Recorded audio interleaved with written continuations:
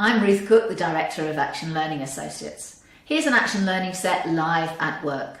I'm facilitating a group of professionals who come together on a regular basis to talk about the big challenges that they face in their work or in their business.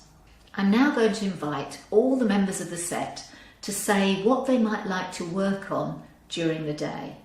Here's what Stephen says. So the issue I have really is in working with a much bigger outsourced provider, a lot of experience of taking services in from public sector as well as private sector organisations, how we can forge an effective partnership, how we can create a winning bid really and bring our skills, because what we would be bringing to it is something around the culture and the people side of change.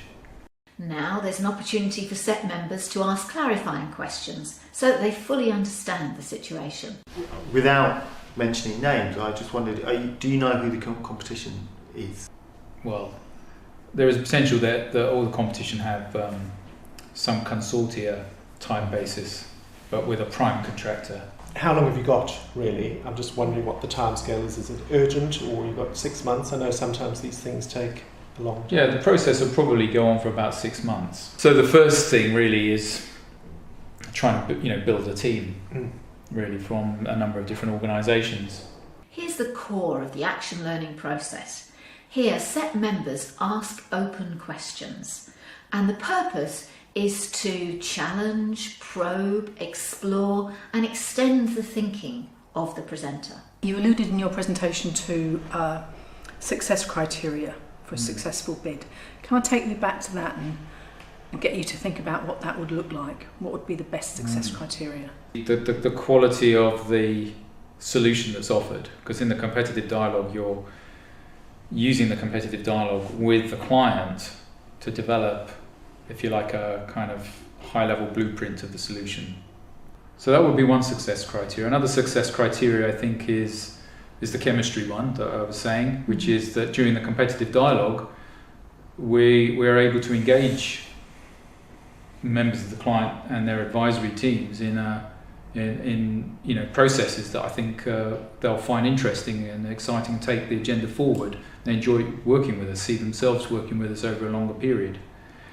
What do you envisage the obstacles to be? So I think one obstacle will be a mindset which is around packages of work.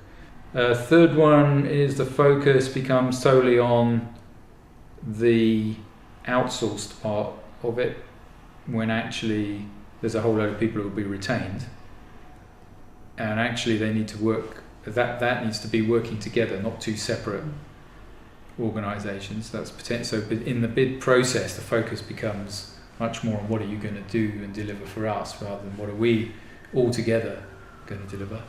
Those are the kind of obstacles that kind of go through my mind, really. I now ask the presenter to tell us what he's learnt from the session and what action he's going to take.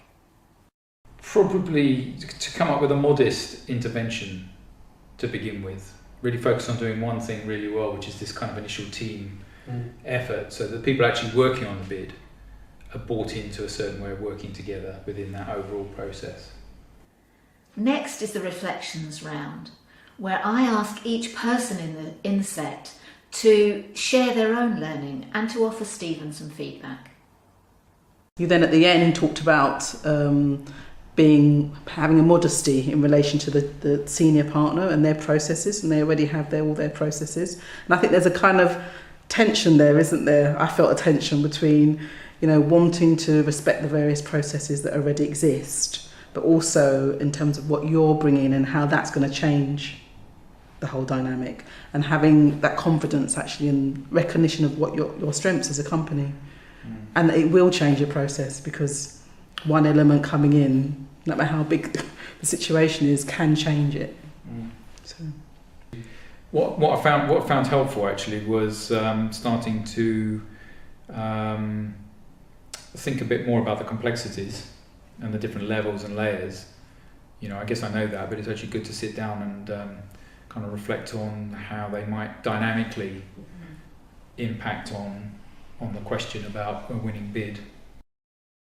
When the set meets again, Stephen will tell us what difference that made, what action he took and what the result was.